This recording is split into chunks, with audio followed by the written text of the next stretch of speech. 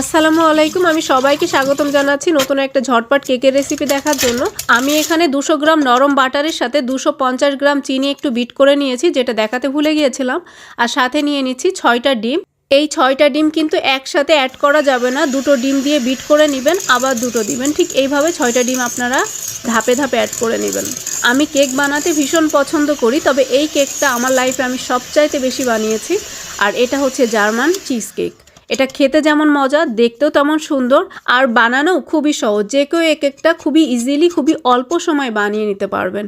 আমার আব্বু গত বছর যখন আমাদের বাড়িতে বেড়াতে এসেছিলেন, তখন উনি এই কেকটা একবার খেয়েছিলেন। খাওয়ার পরে এই কেকটা তো ওনার একদমই ফেভারিট হয়ে গেছে। উনি কিন্তু এত কেক পছন্দ করেন না, তবে এই কেকটা উনি খুব পছন্দ করে খান। সো আমি আশা করছি এই কেকটা আপনাদেরও ভীষণ ভালো লাগবে।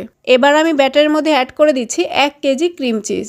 অবাক হবেন না, এই ক্রিম চিজে কিন্তু একেবারেই ফ্যাট নেই। জার্মানিতে বিভিন্ন টাইপের ক্রিম চিজ পাওয়া যায়। আপনাদের হাতের কাছে যদি এটা না থাকে, সেক্ষেত্রে আপনার রেগুলার টক দইয়ের থেকে পানি ঝরিয়ে নিয়ে দইটা ব্যবহার করবেন। সবশেষে আমি অ্যাড করে দিচ্ছি 50 গ্রাম কর্নফ্লাওয়ার, 50 গ্রাম সুজি আর 2 চা চামচ বেকিং পাউডার। সব কিছু আমি একবার খুব ভালো করে চেলে নিচ্ছি। এবার সব কিছু খুব ভালো করে মিশিয়ে নিলেই আমাদের চিজ কেকের ব্যাটার রেডি হয়ে যাবে। এই পর্যায়ে কোনোভাবেই ওভারবিট করা যাবে না, জাস্ট কয়েক সেকেন্ডের জন্য বিট করে নিলেই চলবে। এখানে আমি 26 সেন্টিমিটারের একটা বেকিং প্যান নিয়ে নিয়েছি, আর সাথে বাটার আর বেকিং পেপার নিয়ে নিয়েছি। ঢেলে দিলাম এখন ব্যাটার। এখন আমি এটাকে বেক করে নিব 170 ডিগ্রি সেন্টিগ্রেড তাপমাত্রায় 1 ঘন্টার জন্য। দেখলেন তো কত সহজেই কেক বানানো যায়। সবাই খুব ভালো থাকবেন, সবাইকে ভালো রাখবেন। আল্লাহ হাফেজ।